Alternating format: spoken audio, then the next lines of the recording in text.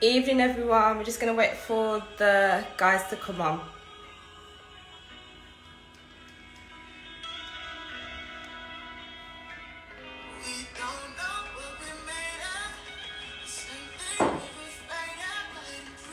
Hey.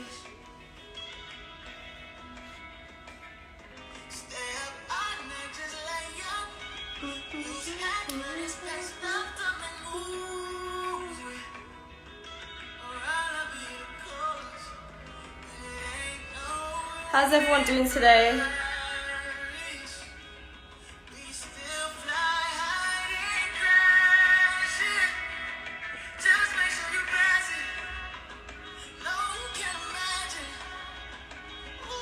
Hey everyone. Hey.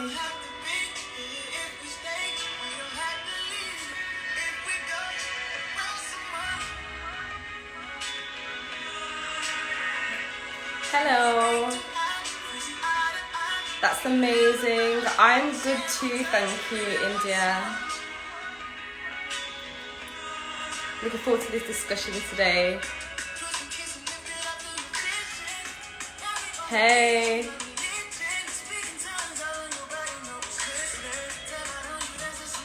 Just got my green tea ready.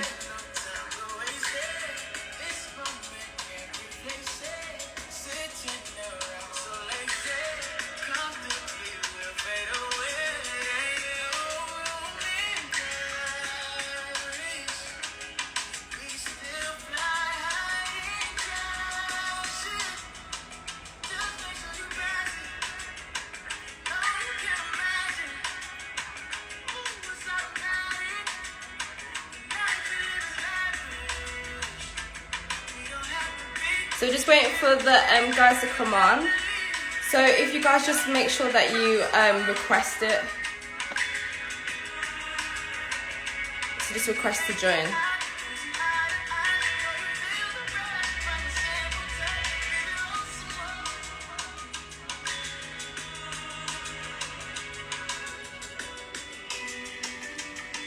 Is anyone else like lucky day?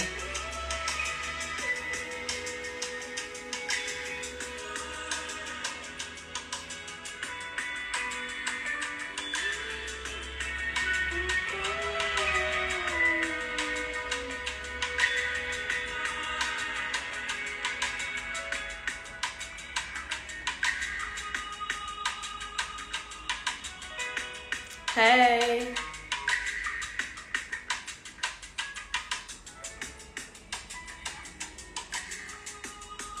It's gonna be...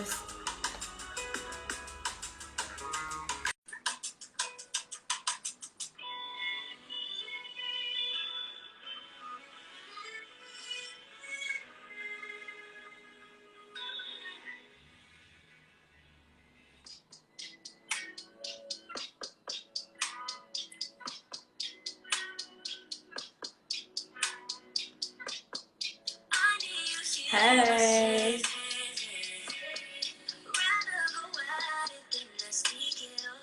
You guys could have done anything else today and you decided to join, so I thank you.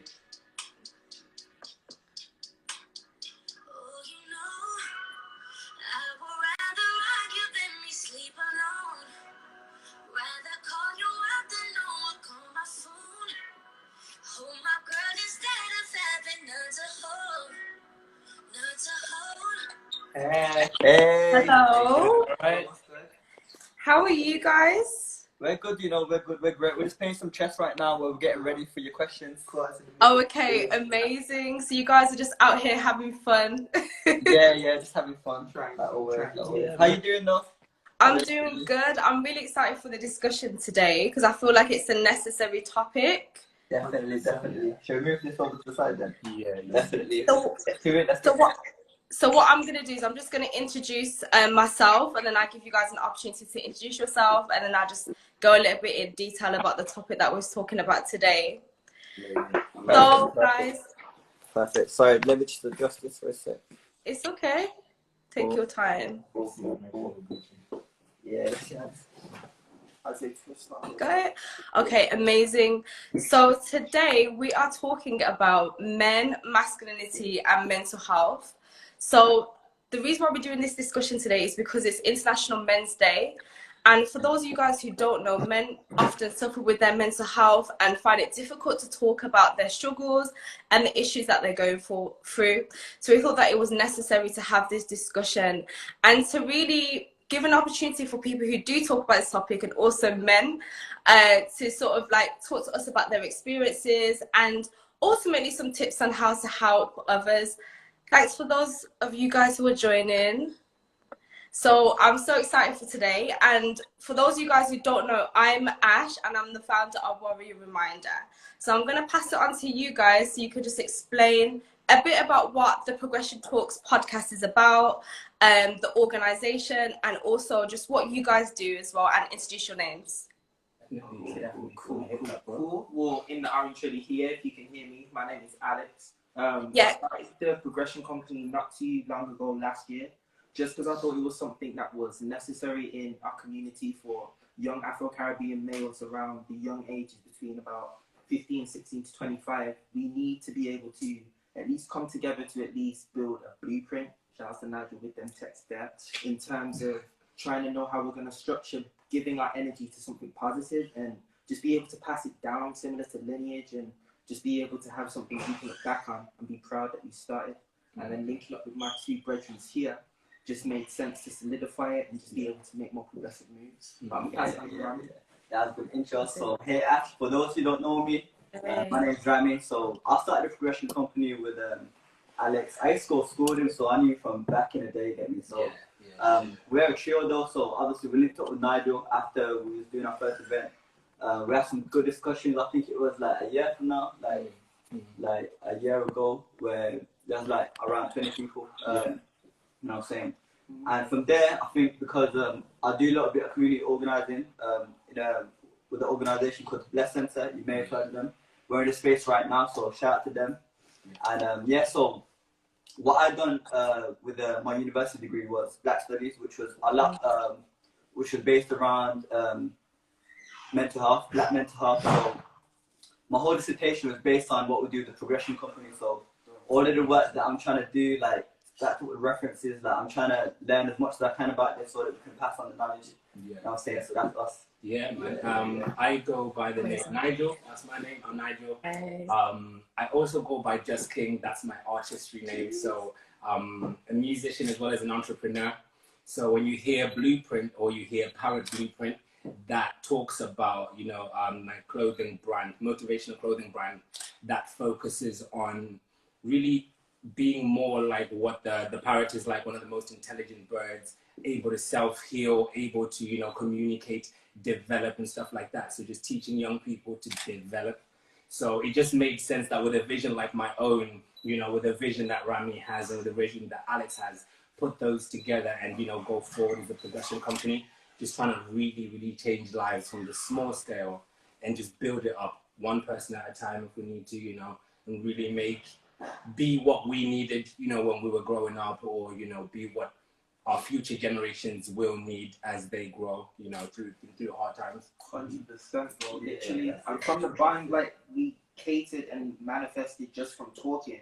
It just made sense to sort out a podcast, and that's how we stumbled upon the idea that Rami brought forward, which was the Progression Talks.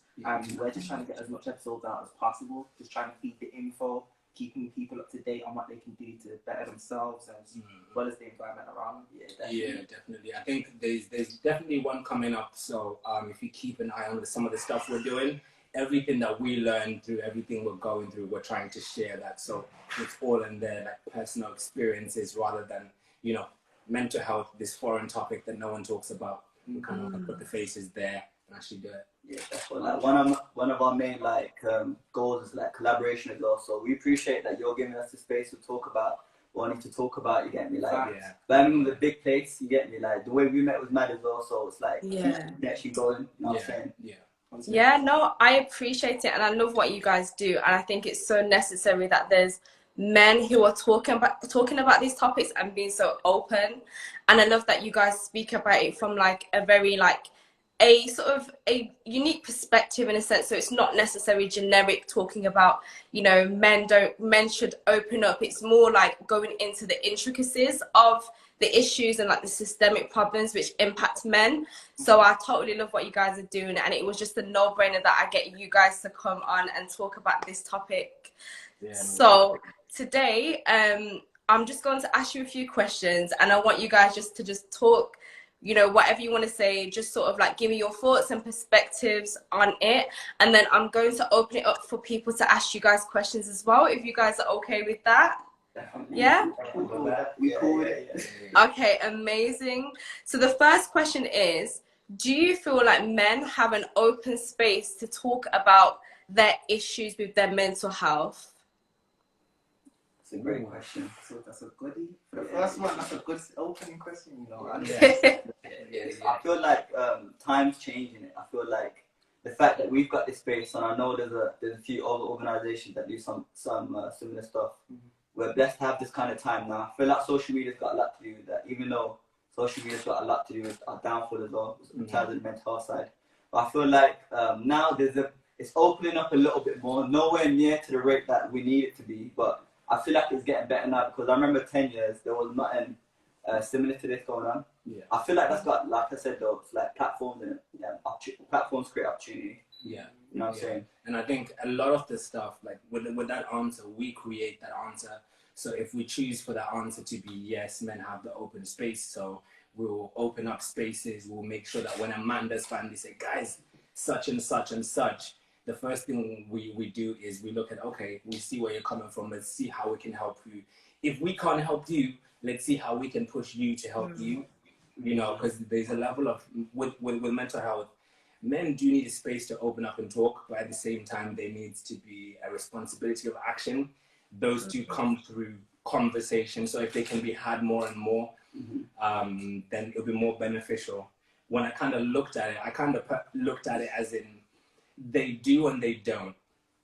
They do in the sense of, from the bottom of our hearts, we want men to communicate, and from, you know, men, we want to communicate as well. But there's some things which happen in between. You know, for example, you could open up about something, and, you know, people don't like being treated differently. Those things exist, whether it's mental health or it's whatever. You know, I used to work in supported living, just supporting, you know, challenging behavior. And one of the things that I learned is, like, you don't necessarily always see what you are doing until you're outside of it, and vice versa. Other people can't see where you are, you know, so there needs to be an element of communication to make it happen. Yeah, definitely. I also feel like, like everyone thinks similarly, you know, like a lot of people think similarly, but it's because we're trapped in our own boxes. It's like, why am I the only person that thinks like this, and everyone else around me is stupid? Yeah. People think like this. But it's like, when you actually go out there and start to communicate and stuff like that in person, you start to realize, yo, like, there's a lot of people that think like this, you know. Yeah. You know what I'm saying? Yeah. It's not even far from the norm as well. Like, just reiterating off the point you just made, like, people think about it, take a second, and are able to come up with those responses or how they feel at least. And I think that's the thing that a lot of people, especially young black males in this time during COVID, like being isolated, you need to understand the value in the amount of space you have at this moment to give back to yourself, you know, like self-love, self-educate. Just re-educate yourself on yourself, because there could have been some things that changed during this time. And just being aware of it and knowing how you would like people to approach you, if they approach you when you're during that time period where you're feeling kind of low. It just cuts out all the tension and the potential arguments, because the only way people are going to know how to approach you is when you know you and how you're feeling to be approached at that moment. Easy you can make it for yourself, easy make it for the people afterwards. 100%. I just wanted to just to read out a question that's been asked here. So Simply Chelsea said, is there actually a space or an illusion of space? And I actually agree with what she's saying, because I feel like, you know, there's groups of people who are talking about it, but what does the average guy who, you know, down the road, who's struggling with their mental health, where do they actually go to get support?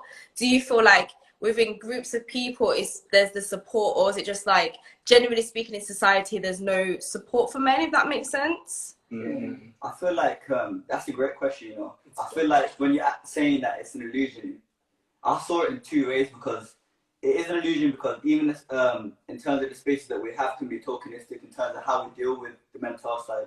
So like the spaces are there, but it's like, are they effectively dealing with the mental health? You know what I'm saying? Like most of the time it's not. But when you look at the effective ways that are dealing with these kind of things, it's like you got to deal with it in the community aspect in it. You never get yourself out of it just by yourself. You catch other people that go through similar things in it. Yeah. So even a place like this, like the spaces that are there, it's just that they're not as they may not be as visible. Sorry, like the Blessing Center. Yeah. Get me? And there's the other places also. There is places out there, but it's like if you look at the mainstream source of like trying to deal with mental health, most of the time it's not dealt with effectively, because most of the time it's it doesn't deal with the root cause. It deals with the suppression of the mental health. Get me? Yeah. So that just masks the pain, so that you can keep going type of thing. You know what I'm saying? Yeah.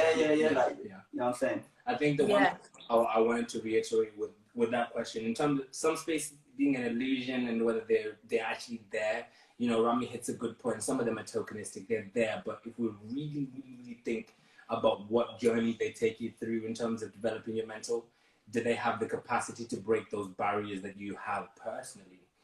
If I myself try to say I don't have those spaces, I know a few people in the comments that will come for me personally and beat me, because they physically are there for me.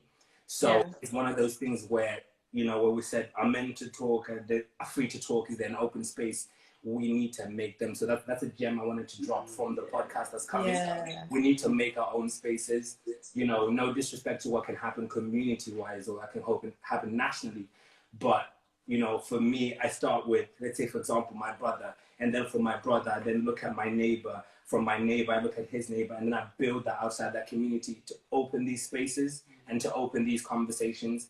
Because if we don't do it, essentially no one's going to do it, because when they do, they will be coming from a different perspective than we are anyway, which doesn't translate the same message. So I always think that responsibility is key. Yeah. I think the translation is vital, because in terms of the facilities and places that are available, sometimes some people don't always feel comfortable going to that facility or those places that are offered to them. Like, not to be scrutinizing or unappreciative of the stuff that's out there, sometimes it just have that cohesive bond.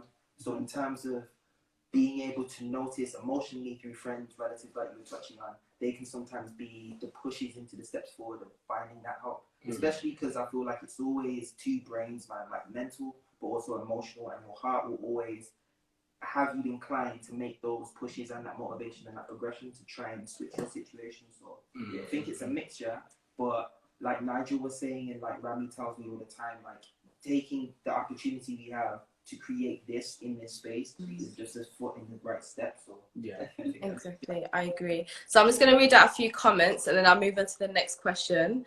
So Smart Boy Official said, men don't like to show weakness, so there has to be a level of trust to be able to share. That's true. Fully agree.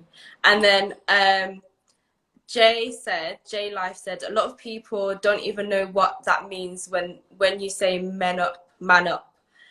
And then Heba said, I think it also has to do with these societal social norms, like it's considered normal for women to cry and express their emotions and not for men. We all know that crying or basically, and we all know that crying or just generally letting it, helps. Okay, so I'm going to go to the other questions, but I'm actually going to go off what Heba said, because the second question is related to boys and childhood. So the second question is, how does patriarchy affect childhood?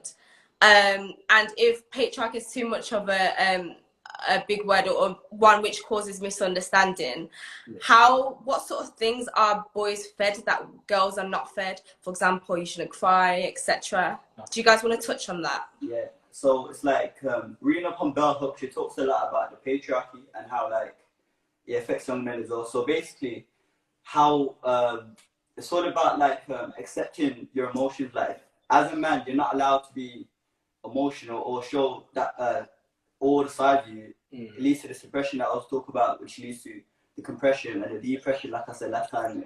So it's like the only emotion that men can show, especially from a young age, is anger. You know what I'm saying? Like you know what I'm saying? Like from a young age, you're all silence, but it comes to the point where it gets you in trouble or some mad shit happens, you get me? So it's like, there's different ways of dealing with it. So it's like from a young age, especially from ages like until the age of like 9, you're basically like a sponge when you're a child, because you're so much more receptive of what you get taught and how other people move around you, because that's how your relationships at that age create who you are at later ages. And so I think it's about, like I said, reclaiming what we know from a younger age. And kind of rebuilding that. No, Definitely. Looking at patriarchy was, I don't want to say difficult for me, I just want to say it was almost new for me in terms of using that word to now describe the systemic issue. So when I was thinking about it, I was like, okay, yeah, I can see it. I can very much see it, and I can see the issues with it. And then I started to look more internally, and I started thinking about how do we progressively deal with something like that? Because we know that men are given a game plan. We're essentially given a guide to survive in the jungle. And when I say jungle, I mean back in the day, a long time ago, it would have been survival related. Now it's still survival related, but the game has changed. So there are things called finite and infinite games. You know, you have finite, which would be games which have agreed rules, you know exactly how to play, and the idea is to win. And then you have infinite. The idea is just to keep it going, keep it going, keep it going. Something like patriarchy under the system that we move by is just supposed to keep going. As a man, realistically, you're going to think, okay, I've got to protect my wife, I've got to protect my kids, I've got to protect what's mine. But for me to be able to do that, I need to be self-sufficient. But when we look at patriarchy, as a black man, I feel like when I look at it, I don't look at it in my favor personally, because I'm not in the male side that can benefit from it that we normally see. Do you get where I'm coming from? So when I look at it that way, I almost think, how do we come past those issues progressively? And I think aside from learning to survive, I think we've got to pick our partners right. We've got to pick our friends right. You know, because we're always taught, you have to protect this, you have to gain this. But in a society where as a man, you may not have the resources, or you may not be able to acquire the properties or the lands to sufficiently take care of yours, you technically, in the eyes of the world, you are given a guide to survive and you haven't survived, neither has your family. So you're kind of suffering, and that classes as failure. And if you look at a lot of black men, they carry that burden of failure on their backs. Like, yo, if my partner has debt and I can't get her out, I've failed. It's a personal attack on my character, on who I am, you know, and those are the things that are built from a very young base. But when you connect with the right people or the right partner per se, they may tell you, no, you don't have to worry about my bills, because I need to be your partner, your other half. I need to be, you know, there, and stuff like that. So you get a better circle. So I think the best way to challenge patriarchy is, for me, I think it starts as an individual branching out into the circle, especially those effects on mental health for men.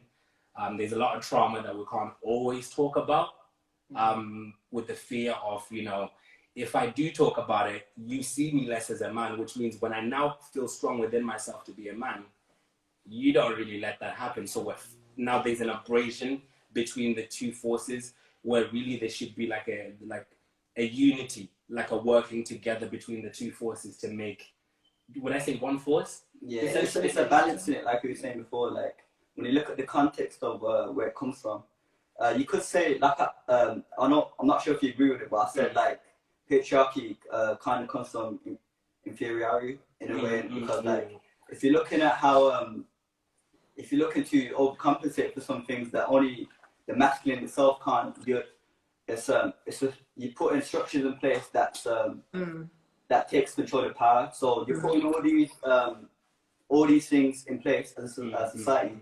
And I'm talking about like the 1%, like the white 1% males that put everyone in boxes so that's easier to control. It's an old system of divide and conquer that's been used for time, getting me. So when you look at it in that way, it's like you have to kind of break out the knowledge that we've seen, because with all the ways that we get controlled, it all starts with knowledge in it. So if you can kind of take back that knowledge and like reclaim it and change it, and obviously make something new out of it. You know what I'm saying? That's how it starts. But it starts with these conversations. You know what I'm saying? Like breaking out the patriarchy. Starts with these kind of conversations, and these kind of videos. Like say if a young person's watching that can help them as well. You know what I'm saying? So that's where it kind of starts. Yeah, it's understanding the game from early. I think, off topic but on topic, when I learned that, you know, I've got to consider investing in property so that when I'm older, I can live like this, I can do this. When I now had this idea of being an entrepreneur in my head, it was almost now I'm relentlessly after this because I know that it's better for me. Whereas, you know, if we don't understand what, you know, patriarchy does to us as young people growing up and the ideals that are instilled in us, then we can't go forward. And I think when I posted to share with some of my friends and family, say, guys, we're going to be on this live, come and join us. One of the things I said was, women, we need y'all. Like, no cap, no nonsense, like not coming from, you know, some evil place, but we need you guys. Because at the end of the day, no matter how good something is, like I come from a Christian perspective. God only said it was wonderful and fantastic once he added the woman. Do you know what I mean? Before he added a woman, something was still missing. And once he added that, there was able to be these two things. So from my perspective as a Christian, I see that the woman has this prophetic ability, natural prophetic ability, this natural ability to connect with things, intuit and incline, you know, all of that. Yeah. From the Christian perspective, we see that as a spiritual trait, you know, and I think that helps because I guess if we're looking at process, I guess the man is supposed to communicate to God, but what's he communicating about? Because he doesn't know. The woman will tell him. And the reason why God didn't give all the power to the man or all the power to the woman was he wanted this 1, 2, 1, 2. You're working together. And I really think that's one of our main solutions when it comes to Black men really gaining power. And that's why doing something like we're doing with the Progression Company is important, because if we unite all the Black men to, you know, cherish and support and love, you know, all our Black women, we know that the teamwork that's there is phenomenal. That's why systematically, you know, the system is built to break those two apart. You know, anytime you see the media or any narrative talk about a Black man or a Black woman, you will never put them together. You always try somehow to just find something to, you know, pull them apart. So if we can create union, we've got this. Hit the nail on the head, bro. Amazing. So I'm just gonna respond to I'm just gonna read out the comments regarding this question, and then I'm actually gonna read the questions that you guys have asked on here because they're really juicy, so I really want to ask them. So one of the comments regarding this question was Smart Boy Official said, "It's sad that boys don't like to be compared to girls, and you wonder what we have taught them about girls that they hate so much." Okay, and then someone asked if the life's going to be saved, and yes, it will be saved. Love that. Yeah. Okay, and then Strong Sassy Savage said, I think it's a good point. We need to educate young boys differently from the beginning and remove this stigma on men that they cannot be emotional because they're human just as women. And Minister Modesthood said, can't always talk about feelings because I fear that they are undermined as men. And I totally agree. And just as what Strong Sassy Savage said, it's important that young boys are taught from a young age that it's okay to cry. Oh, my lighting. It's okay to show feelings. And it's okay to basically... Sorry, guys, my lighting. So young boys are told that it's okay to cry. It's okay for them to feel their feelings. They're told how to navigate the world without always getting caught up in what's going on externally. And when they do feel a strong way towards what's going on in their life, they're allowed to feel it and transmute their feelings into something more positive and affirming. So it's necessary that, you know, people who do have children, that we're reteaching them how to respond, you know, to their feelings and how to basically process them. Yeah. So I just wanted to go to one of the first questions that was asked here, and it's by Tia Talks Graham, and she says, do you think that heterosexual men may not open up to their partners because they find it emasculating? I think most likely from a young age growing up in terms of, because it always goes down to the influences. When you're growing up, you're leading by example majority of the time, unless you're strong enough to know how you're leading from a young man into an adolescent getting older, sorry. So in terms of opening up, it can be something that is frowned upon, but it's always something I proclaim about, like, that should be a safe haven in a sense, if that makes sense.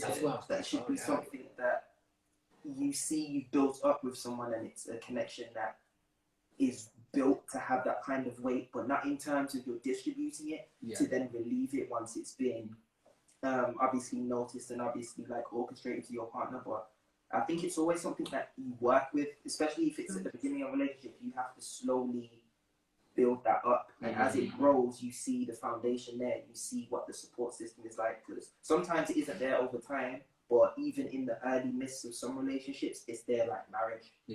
And those are the ones I'd say you need to take a good example of. But those most of the time aren't really orchestrated as much on social media, unless you know who to follow, or you are already following them from a personal relationship. I feel.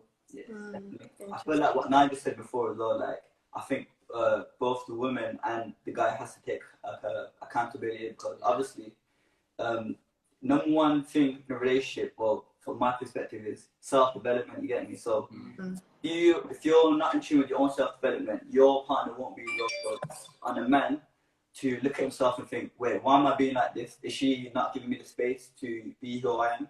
And if not, then what's the best way for me to communicate that to her? That should be the first step to it. I think it goes on that thing of responsibility. You know, if I know that my mental health needs me to express XYZ, if I don't, I won't be okay, or I need to do XYZ. If my partner suitably so, I can't do that, then I probably either one, pick the wrong one, or two, need to have that conversation to see, is it safe here? You know, because it's that thing of creating those safe environments for yourself. And I went into the last podcast that we did, and I was really thinking, yo, how do you develop, like, you know, there's mental health, this thing that always weighs you down. You do this, it weighs you down. You do this, it weighs you down. And I heard, like, it sounded so harsh when it came out, but it was like, take responsibility. Like, there's only so much you can do, but if you finesse that thing, like, you'll be miles ahead from where you were before. So in the way of communication, we've just gotta be like choosing the right people to be around, building the right web of, you know, support, web of network around us to be able to do so. And sometimes they have to out communicate you. You know, they have to say, yo, what's going on? Like, I can see you're not doing so well. And you have to listen as well, which is also something else that, like, men don't want to do sometimes, like listening. Like the outer perspective, like males sometimes can hate the outside perspective. Like you were saying the other day, Nigel, like men hate saying when they're broke. It might not even be like they're flat out broke, but like they can't do that thing, so then they're just gonna move a certain way, so you don't even get asked about the thing. Like sometimes you just need to communicate it, because sometimes it's not even as unfixable as you may think. So someone from the outside with a different perspective might be able to bring you some answers or some solutions to your problems. But accepting your other half is the best person to do that. Nah, it's all good. I was saying, like, accepting help, like, man don't want to accept help. It's really question as well. Like, don't want to accept help at all. So that's actually what the question I was going to ask next, because Strong Sassy Savage said, how do you help someone who refuses to acknowledge that they need help? Do you know what? That's always, like, just flipping it from my perspective, that's always a big question asked of me from, like, just as a question, like, how do you, you know, do it when someone doesn't necessarily want to hear about what you're doing? And I have this belief that my job is to impart the information. My job is to give you the information, but it's not just that. My job is to give you the information in a way that, as far as my relationship with you, I understand this is how you receive information. Once I've done that, I understand that you need time to process. You're at a different place than I am. You have different barriers, different things, you know, interact with you than they are with me.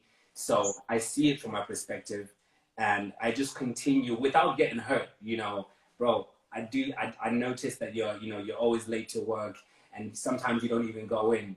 You know, everything cool. Yeah, I'm fine. Allow me. And then, okay, cool. you might check on them on a completely separate occasion, you know, completely trying things out of your way to show love.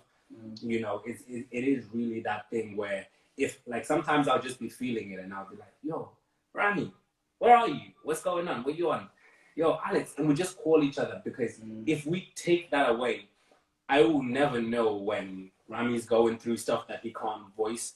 I'll never know when Alex is going through stuff that he verbally can't get out of himself. So I have to physically, by solving the problem, I have to be there present rather than high sometimes, you know. Obviously with things like COVID right now, it's hard for us to, you know, see our loved ones and do certain things, but I think there's an effort, you know, and it helps. Sometimes that phone call, like I'll be struggling with one thing, I'll call one of the guys and they might be struggling with the same thing or a different thing, and they just give me that energy to say, I'm trying as well, I've got my own, you know, things are tough as well, and I just feel like, you know what, I can. Today's gonna be calm, because if it's not just me fighting, we're all fighting, so we might as well all win.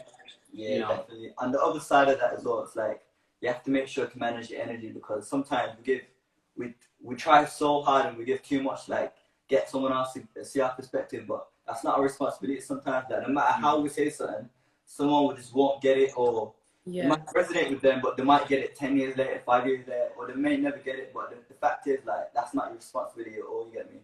Like Nigel was saying at the beginning, like it's all about how well you relay the message, not so much as how the message is sent, received, because that's out of your control. You know what I'm saying? Like dealing with like things that are out of your control, that's when the mental health starts to deteriorate, because like why are they not seeing shit my way? And it's like you start to mess you up, you start to feel powerless and all that, you know what I'm saying? So I think that's where it starts from, like accepting the fact that you're not responsible for everyone around you, and just letting go. You know what I'm saying? Breathing, letting go. Essentially, as a human being, you should be responsible for your happiness. And then once you've got that, you bring that out, you know, and then that, you know, is magnified by the people around you, and outwards and outwards and outwards and outwards. And thus we create life. But I think it's definitely good to manage your own space. Like if I know, because I find there's a difference between managing your own space and being pure careless. One, managing your own space, I could be at a place where I'm trying to help my, you know, my brother, my cousin, my friend, anyone, and they're going through it.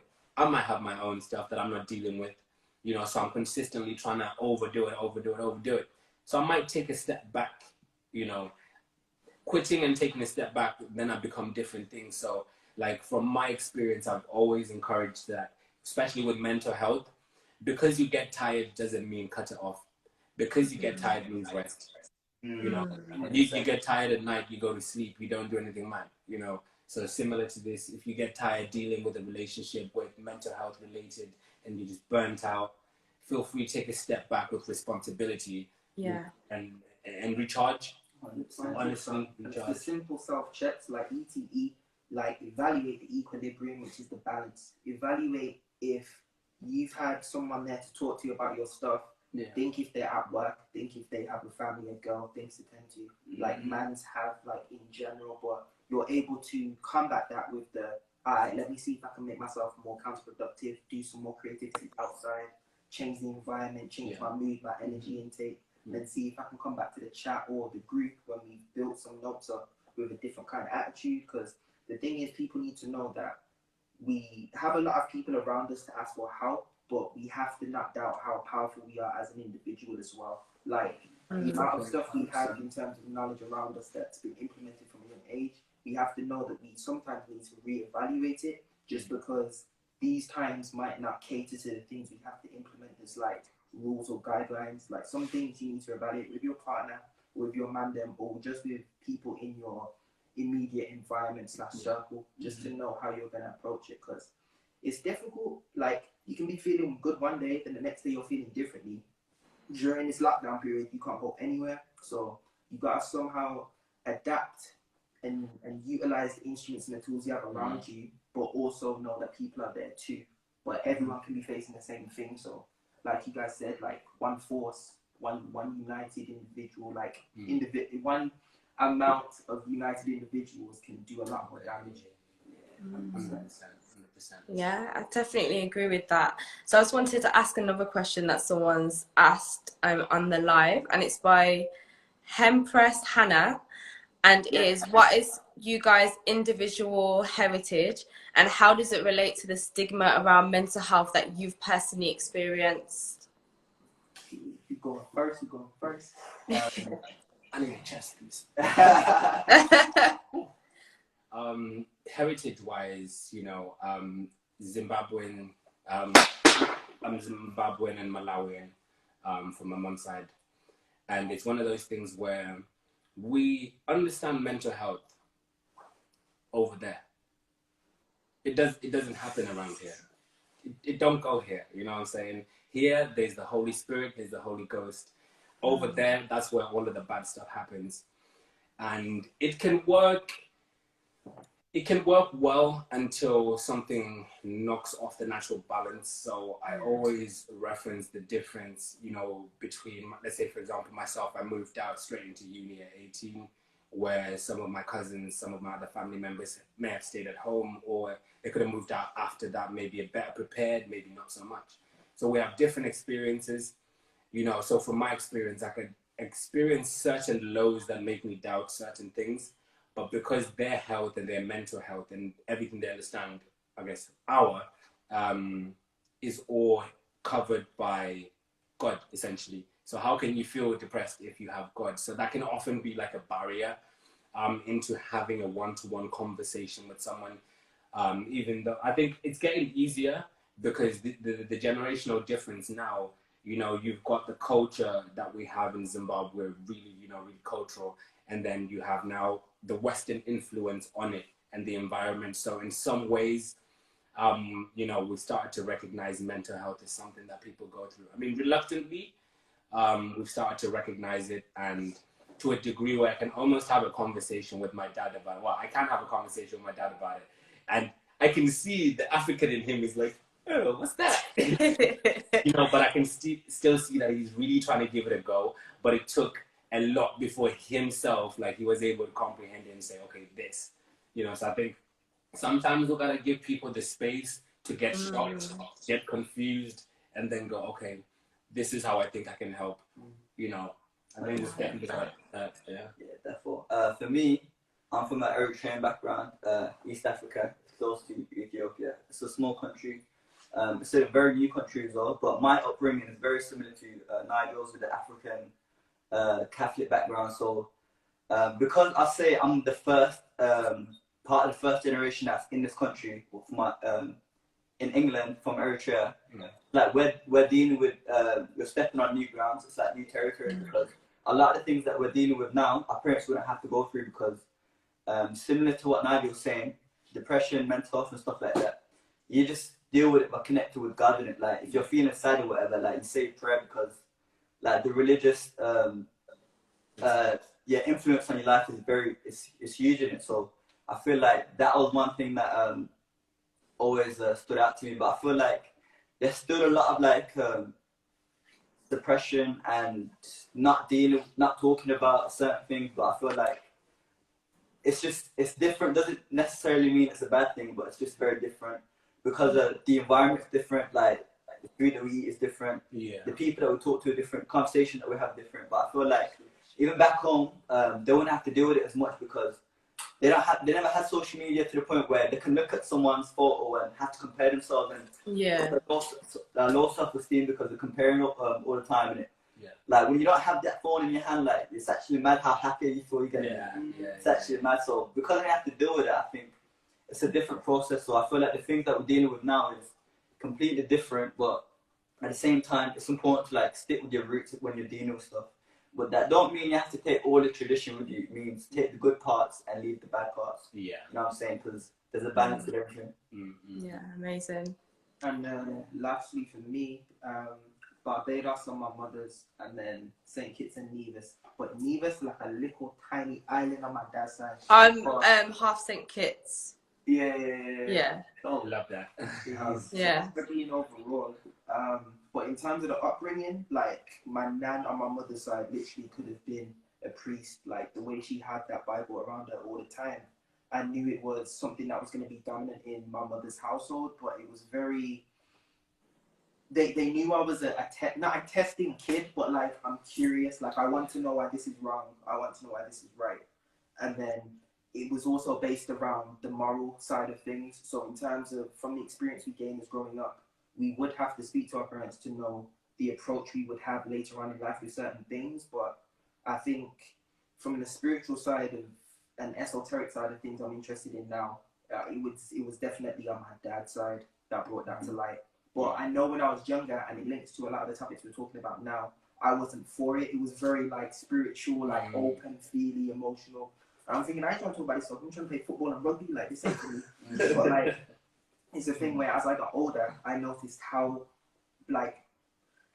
irrelevant it is to a lot of other people's lives in societies we see, but we see how important it is if it's applied in terms of relationships, in terms of friends, like my partner, like family, work, creative settings that I find myself in. And I owe a lot of the stuff I do now to that side, because it allows you to be open and allows you to not be afraid of trying new things and stuff. So the parenting is important, but yeah, it wasn't too heavily implemented, I say. That's so interesting. How you guys all come from different backgrounds, but then there's so many similarities. Especially you guys touched on the religious aspect, how like, you know, religious has always been a place where you've sought solace and peace. And then also, Rami, like the fact that you mentioned the social media aspect, because it's such a new phenomenon, and I think that's something that a lot of us are trying to navigate and learn how to deal with, because there are so many pressures. 100%. So that's actually the question. The next question that I wanted to move to ask you guys is, do you feel like there's pressure for men to have money and status, and what impact does that have on mental health? Yes, that's what I He said, yes. Well, I'm gonna let you carry on, but I feel like no, because like all the pressures on a deep one, in it, like all the pressures that you're receiving is shit that you're putting on yourself. Like you don't have to receive nothing if you don't want to. That's things that you're talking, like people that you're chatting to, or your environment. Like your internals can be a lot stronger in your environment. So if you don't got to take no pressure if you don't want to. True.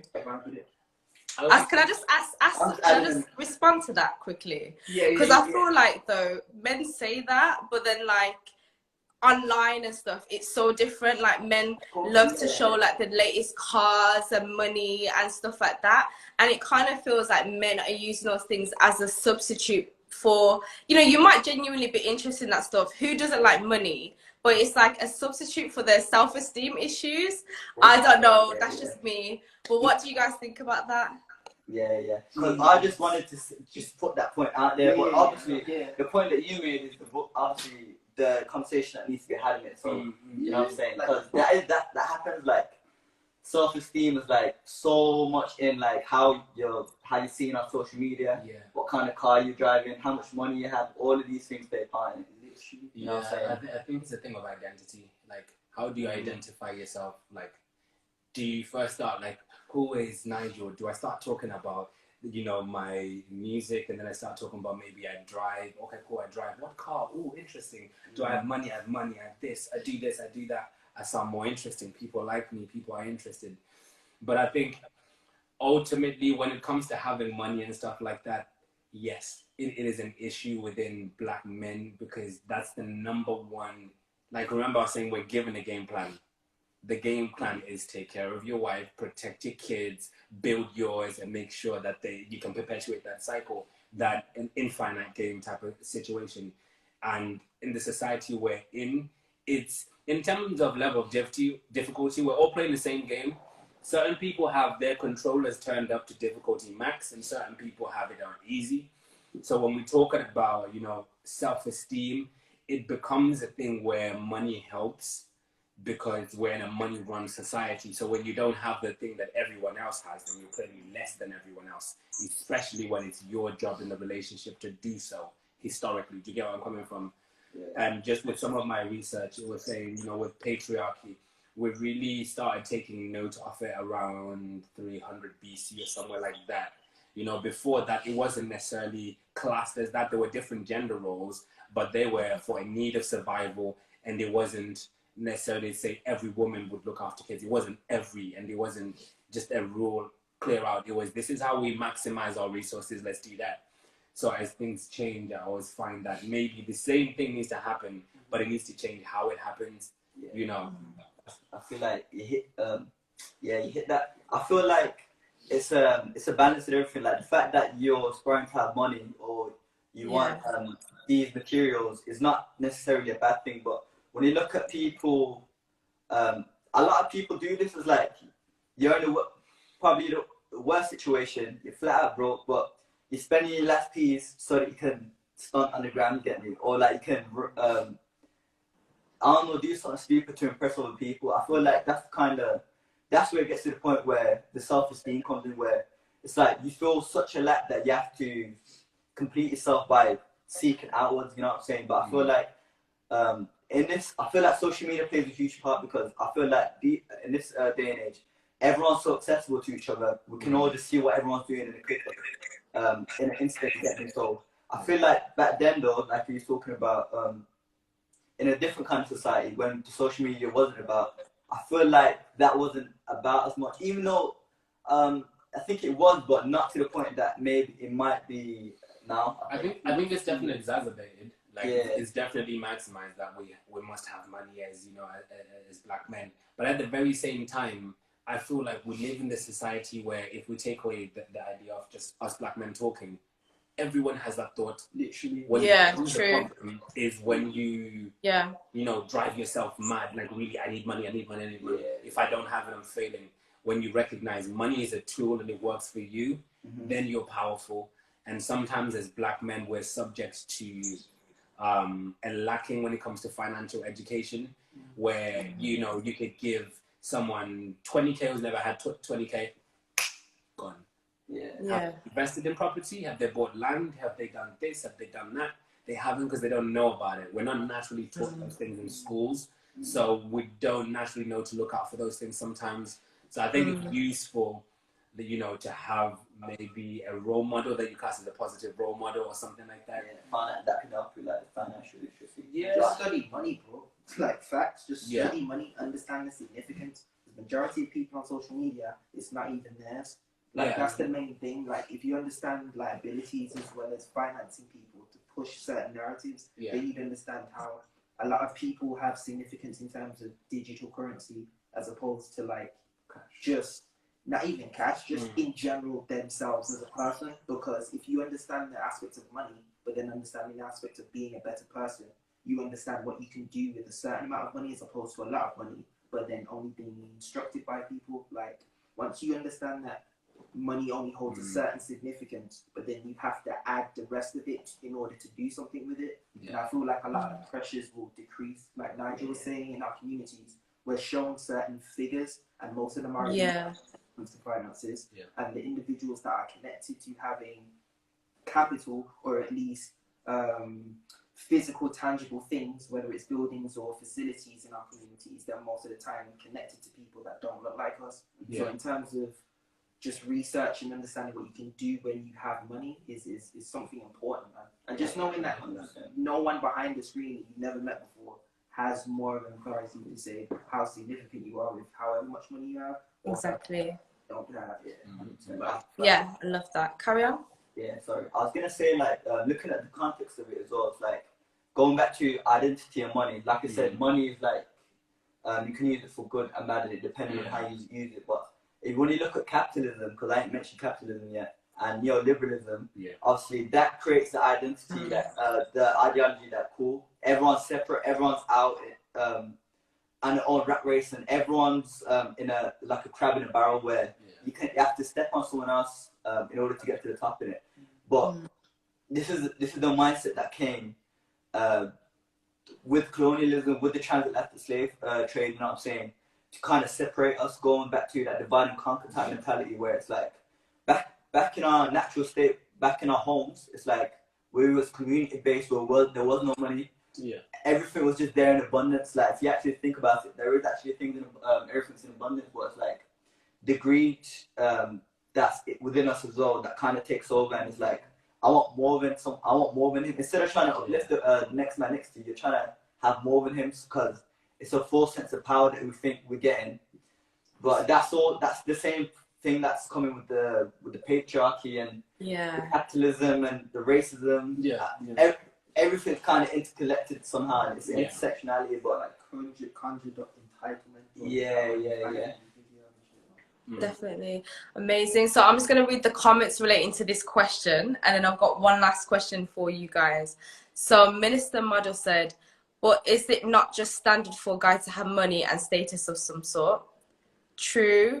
It is a social norm, and I think, like, regardless of your race and stuff, that tends to be measuristic. Whether you think that's good or not is a different conversation.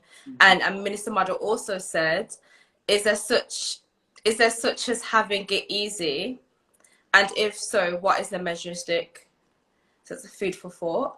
And Spark Boy Official said, money is a clear indication of success because we can measure whether you got it or not, but we can't measure success other ways.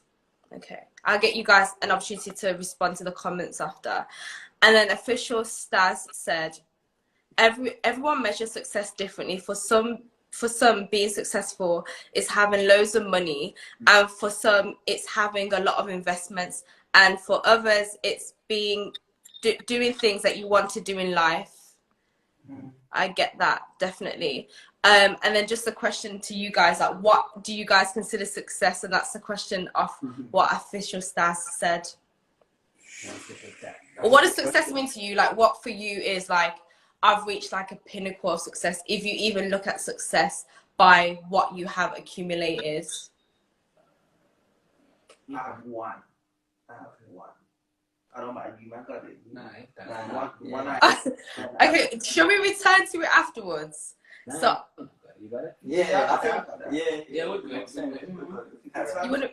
The first time it was when I had to wake up and I didn't have to move to make someone else money. When I first got that feeling, I was like, I'm never doing this again. But it wasn't in the sense of like, I don't have to work for anyone to learn what it is like to then build something similar to myself. It was more of like a pivotal stance of that, or diving into more things such as this nature, or my own clothing brand, or being able to be more expressive in terms of my dancing. It was something that I was able to choose, and I felt lighter physically, mentally, emotionally. I just felt lighter in terms of being able to do that, as opposed to seeing a check come in and then later on it worked out in my favor that I was still able to make money doing that initially. So the patience was graceful, but yeah, I'd say that was my moment. I think for me it's pretty simple. Like, it's just two things really: inner peace and freedom. I feel like everyone seeks freedom in different ways. Like, everyone seeks freedom in a multitude of ways. I feel like, especially as the masculine energy, we seek freedom in the power that we have, whether it's money, whether it's the job position, whether it's not working with someone. You know what I'm saying? The freedom that kind of give us that lightness that we feel when we're dancing or when we're playing football. You know what I'm saying? Like, because one of my biggest hobbies is football. So deep in it, that's like the biggest form of freedom for me, because I feel like I can control the pieces, and you know what I'm saying? It's similar to chess. You know what I'm saying? Like, we're seeking freedom, and we're seeking salvation through whatever we're doing, whatever tool we're using. You get me? I like that. I think for me, I think it's every moment that I'm in my best self. So I'm in my upper mind, I guess. I am in control of my body. Not to sound like higher self. Like your higher self. Essentially, when I'm performing at my best, you know, when I can recognize the lows and I can come out of them and see from there and go, do you know what? I'm not trying to do that again. Next time I know that I should be behaving in this way when I see this. Any minute I feel like I've discovered a little bit more of myself that's going to make me better, whether billions or millions, because there's going to be one or the other. You know, that's what I class as success, having the fuel to be able to make the car move. And like in our family, I've always grown up knowing money is fuel, and what do we do with that? We make the car move, but where's the car going? We're working for development. Do you know what I'm saying? So my whole thing is, whenever I can create impact based on what's in here, success. Amazing. So I'm just going to read this few comments, and I'm just going to ask for any final thoughts. So Smart Boy Official said, no one says success equals happiness, and that is a problem. And I totally agree. And then Renee said freedom equals happiness. So ultimately what you guys said and what they have said, it's all about defining success for yourself. And just like staying true to that, and then taking action steps in alignment with your personal definition of success. So I love that. And the final question before this live like cuts off completely, it's what mental health tips could you offer men? Any tips that have helped you? I'll say on behalf of the Progression Company, we go with, because we love things that come in threes, isn't it? Positivity motivates progression. If you can find something that's positive that can fuel your motivation, that will equal your progression in it. Like it's pretty simple, you know what I'm saying? You find a higher way up just by being able to not identify positivity. When you can identify positivity, you naturally will identify negativity, and because you don't want it, you're able to elevate higher. So it's definitely one throw there. I would say take responsibility. I learned that from the last podcast, and I'm keeping it because I put so much weight on, you know, once as a black man, I'm speaking to my parents, I'm speaking to whoever, and I'm sharing my mental health, and they don't take it right. And then now I'm more scarred, I'm hurt, I'm more, you know, whereas I need to be looking at it from, okay, they need a minute, and then I work on me. I take that responsibility that it's me that has to look at me in the eye. I'm in the mirror, sorry. You know, all of those things. So take responsibility. I love that. Only thing I would say, and it's one thing, but it's open to interpretation. Like, understand the significance of yourself. Like, understand the significance of yourself in the sense of, like, understand where your mental is and why you feel as if it's a clock, it's not ticking correctly to how it was ticking before. And understand that things aren't done overnight. Like, in terms of noticing the situation, you need to grasp it with both hands and understand you need to assign yourself the time for you to feel like you are ready to just progress in life, like we were saying. Because you can't be positive and be motivated to progress if you haven't even got the positivity around you. So people just need to understand that not the reboot or the refresh, but the cleaning out and checking how you are internally is always vital. Yeah, definitely. I got one more as well. One thing that's important is just being gentle with yourself as well. Yes. Accepting yourself as you are, and just being gentle and just accepting that you may get some things wrong as well, but it's all part of the journey, innit? Yeah, definitely. I've learned. Beautiful. No, I love that. That is amazing. We're at the end. I really don't want it to cut off before you guys promote yourselves. So thank you so much for coming and speaking on our platform. It's been amazing. It's been an honor, and we definitely have to do a part 2 of this soon. So, and I just want to say thank you for everyone who's attended and spoke. Thank you, Caprice. Thank you, Leona. Thanks to everyone who's come into the conversation and has put their input. It's been necessary and important. Can you guys just, you know, let us know anything that you guys are currently doing, that you're currently working on? Just so you guys can plug yourselves quickly. Yeah. Podcast episode 3 coming soon. When I say soon, not soon enough. And then we got something coming after that. So that's basically 4. So you're going to be set for the rest of the year. In terms of the Progression Company, the Progression Talks podcast project, we're just trying to fly out with as much people as we can in terms of special guests and just people that will be able to offer information past what we're able to offer, because we're the young kings in here learning, but we don't mind hitting the OGs and getting information to bring back. Clothing dropping soon. Yeah, that's it. Music dropping soon as well. Yo, there's a lot of new music dropping soon. Amazing. My boy hit up like 3K, like 40K on Facebook, stuff like that. Check some of that out. You know, that's still part and parcel. You know, there's the expression, there's the topics there. It's all in. Yeah. Also for the people on the comments, like we're always looking for like people to learn from and have a conversation with. So hit us up. We're always up for a conversation. You get me? Yeah.